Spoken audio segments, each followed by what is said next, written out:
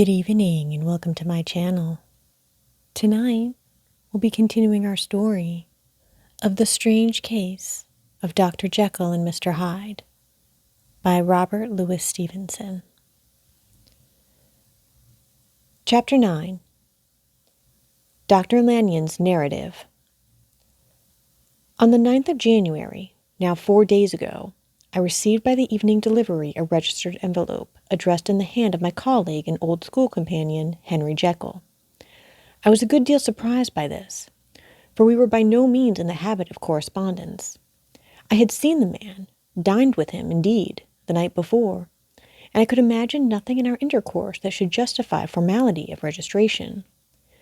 The contents increased my wonder, for this is how the letter ran. December 10th. Dear Lanyon, you are one of my oldest friends, and although we may have differed at times on scientific questions, I cannot remember, at least on my side, any break in our affection. There was never a day when if you had said to me, Jekyll, my life, my honor, my reason depend upon you, I would not have sacrificed my left hand to help you. Lanyon, my life, my honor, my reason are all at your mercy. If you fail me tonight, I am lost.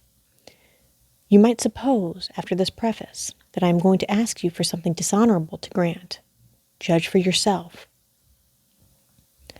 I want you to postpone all other engagements for tonight. Aye, even if you were summoned to the bedside of an emperor. To take a cab, unless your carriage should be actually at the door, and with this letter in your hand for consultation, to drive straight to my house. Poole, my butler, has his orders. You will find him waiting your arrival with the locksmith. The door of my cabinet is then to be forced, and you are to go in alone, to open the glazed press, letter E on the left hand, breaking the lock if it be shut, and to draw out, with all its contents as they stand, the fourth drawer from the top, or, which is the same thing, the third from the bottom. In my extreme distress of mind, I have a morbid fear of misdirecting you, but even if I am in error, you may know the right drawer by its contents, some powders, a file, and a paper book. This drawer I beg of you to carry back with you to Cavendish Square exactly as it stands. That is the first part of the service. Now for the second. You should be back, if you set out at once on the receipt of this, long before midnight. But I will leave you that amount of margin, not only in the fear of one of those obstacles that can neither be prevented nor foreseen, but because an hour when your servants are in bed is to be preferred for what will then remain to do. At midnight, then, I have to ask you to be alone in your consulting room, to admit with your own hand into the house a man who will present himself in my name, and to place in his hands the drawer that you will have brought with you from my cabinet. Then you will have played your part and earned my gratitude completely. 5 minutes afterwards, if you insist upon an explanation, you will have understood that these arrangements are of capital importance, and that by the neglect of one of them, fantastic as they must appear, you might have charged your conscience with my death or the shipwreck of my reason. Confident as I am that you will not trifle with this appeal, my heart sinks and my hand trembles at the bare thought of such a possibility. Think of me at this hour, in a strange place, laboring under a blackness of distress that no fancy can exaggerate, and yet well aware that if you will but punctually serve me, my troubles will roll away like a story that is told. Serve me, my dear Lanyon, and save your friend, H.J. P.S.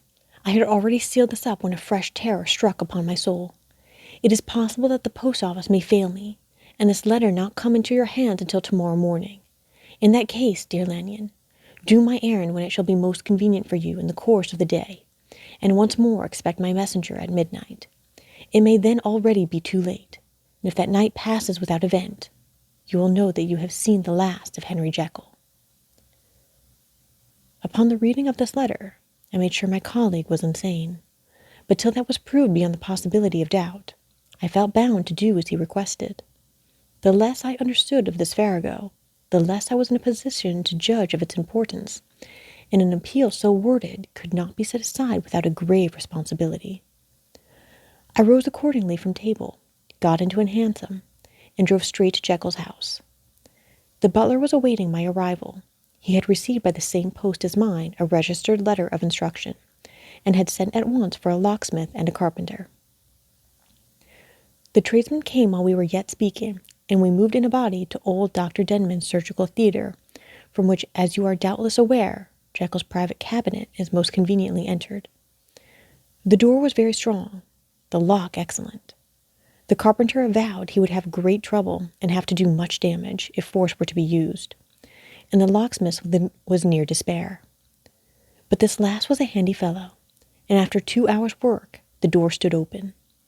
The press marked E was unlocked, and I took out the drawer, had it filled up with straw and tied in a sheet, and returned with it to Cavendish Square. Here I proceeded to examine its contents. The powders were neatly enough made up, but not with the nicety of the dispensing chemist, so that it was plain they were of Jekyll's private manufacture. And when I opened one of the wrappers, I found what seemed to be a simple crystalline salt of a white color. The phial, to which I next turned my attention, might have been about half full of a blood-red liquor, which was highly pungent to the sense of smell, and seemed to me to contain phosphorus and some volatile ether. At the other ingredients I could make no guess. The book was an ordinary version book, and contained little but a series of dates. These covered a period of many years, but I observed that the entry ceased nearly a year ago, and quite abruptly. Here and there a brief remark was appended to a date, usually no more than a single word, double occurring perhaps 6 times in a total of several hundred entries, and once very early in the list, and followed by several marks of exclamation, total failure. All this, though it whetted my curiosity, told me little that was definite.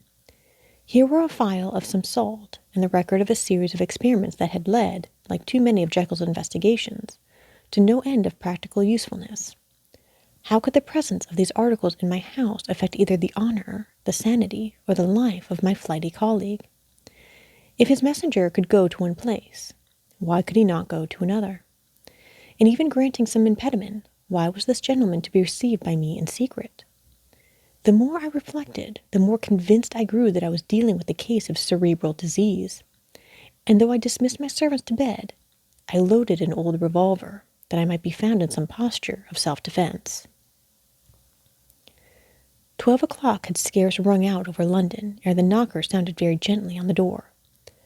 I went myself at the summons, and found a small man crouching against the pillars of the portico. "Are you come from Dr. Jekyll?" I asked. He told me yes by a constrained gesture, and when I had bidden him enter, he did not obey me without a searching backward glance into the darkness of the square. There was a policeman not far off, advancing with his bull's-eye open, and at the sight I thought my visitor started and made greater haste. These particulars struck me, I confess, disagreeably, and as I followed him into the bright light of the consulting room, I kept my hand ready on my weapon. Here, at last, I had a chance of clearly seeing him. I had never set eyes on him before, so much was certain. He was small, as I have said. I was struck besides with the shocking expression of his face, with his remarkable combination of great muscular activity and great apparent debility of constitution, and, last but not least, with the odd subjective disturbance caused by his neighborhood. This bore some resemblance to incipient rigor, and was accompanied by a marked sinking of the pulse.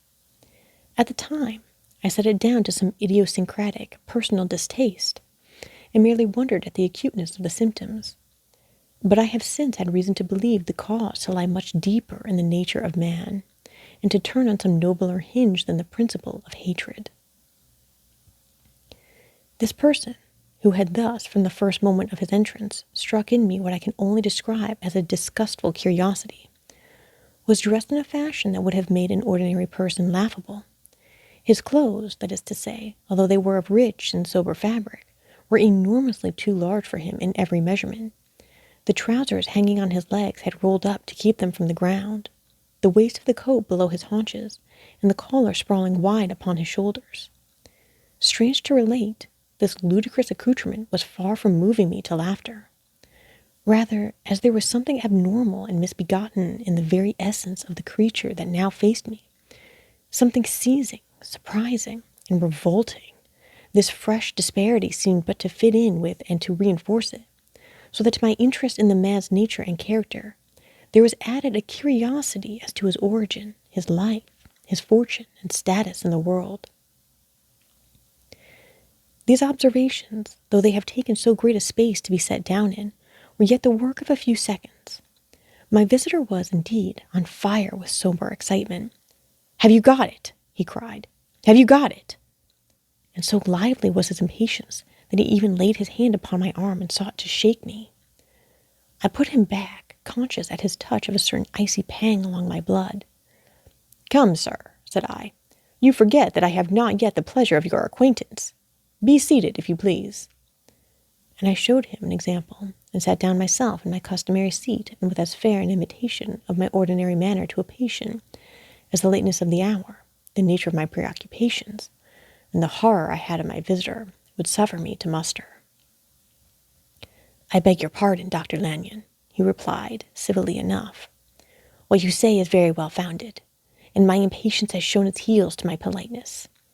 I come here at the instance of your colleague, Dr. Henry Jekyll, on a piece of business of some moment, and I understood—" He paused, put his hand to his throat, and I could see, in spite of his collected manner, that he was wrestling against the approaches of the hysteria. "I understood, a drawer—" But here I took pity on my visitor's suspense, and some perhaps on my own growing curiosity. "There it is, sir," said I, pointing to the drawer, where it lay on the floor behind a table and still covered with the sheet. He sprang to it, and then paused, and laid his hand upon his heart. I could hear his teeth grate with the convulsive action of his jaws, and his face was so ghastly to see that I grew alarmed both for his life and reason. "Compose yourself," said I. He turned a dreadful smile to me, and as if with the decision of despair, plucked away the sheet. At sight of the contents, he uttered one loud sob of such immense relief that I sat petrified. And the next moment, in a voice that was already fairly well under control, "Have you a graduated glass?" he asked. I rose from my place with something of an effort and gave him what he asked. He thanked me with a smiling nod, measured out a few minims of the red tincture, and added one of the powders. The mixture, which was at first of a reddish hue, began in proportion as the crystals melted to brighten in color, to effervescence audibly, and to throw off small fumes of vapor. Suddenly, and at the same moment, the ebullition ceased, and the compound changed to a dark purple, which faded again more slowly to a watery green. My visitor, who had watched these metamorphoses with a keen eye, smiled, set down the glass upon the table, and then turned and looked upon me with an air of scrutiny. "And now," said he, "to settle what remains. Will you be wise? Will you be guided? Will you suffer me to take this glass in my hand and to go forth from your house without further parley? Or has the greed of curiosity too much command of you? Think before you answer, for it shall be done as you decide. As you decide, you shall be left as you were before, and neither richer nor wiser, unless the sense of service rendered to a man in mortal distress may be counted as a kind of riches of the soul. Or, if you shall so prefer to choose, a new province of knowledge and new avenues to fame and power shall be laid open to you here in this room, upon the instant, and your sight shall be blasted by a prodigy to stagger the unbelief of Satan." "Sir," said I, affecting a coolness that I was far from truly possessing, "you speak enigmas, and you will perhaps not wonder that I hear you with no very strong impression of belief. But I have gone too far in the way of inexplicable services to pause before I see the end." "It is well," replied my visitor. "Lanyon, you remember your vows. What follows is under the seal of our profession, and now, you who have so long been bound to the most narrow and material views, you who have denied the virtue of transcendental medicine, you who have derided your superiors, behold!" He put the glass to his lips and drank at one gulp. A cry followed. He reeled, staggered, clutched at the table, and held on, staring with injected eyes, gasping with open mouth. And as I looked, there came, I thought, a change. He seemed to swell. His face became suddenly black, and the features seemed to melt and alter. And the next moment, I had sprung to my feet and leapt back against the wall. My arms are raised to shield me from that prodigy, my mind submerged in terror. "Oh God!" I screamed, and "Oh God!" again and again. For there before my eyes, pale and shaken and half fainting, and groping before him with his hands like a man restored from death, there stood Henry Jekyll. What he told me in the next hour, I cannot bring my mind to set on paper. I saw what I saw. I heard what I heard, and my soul sickened at it. And yet now when that sight has faded from my eyes, I ask myself if I believe it, and I cannot answer. My life is shaken to its roots. Sleep has left me. The deadliest terror sits by me at all hours of the day and night. And I feel that my days are numbered, and that I must die. And yet I shall die incredulous. As for the moral turpitude that man unveiled to me, even with tears of penitence, I cannot, even in memory, dwell on it without a start of horror. I will say but one thing, Utterson, and that, if you can bring your mind to credit it, will be more than enough. The creature who crept into my house that night was, on Jekyll's own confession, known by the name of Hyde, unhunted for in every corner of the land as the murderer of Carew. Hasty Lanyon. Thus ends Chapter 9 of The Strange Case of Dr. Jekyll and Mr. Hyde by Robert Louis Stevenson.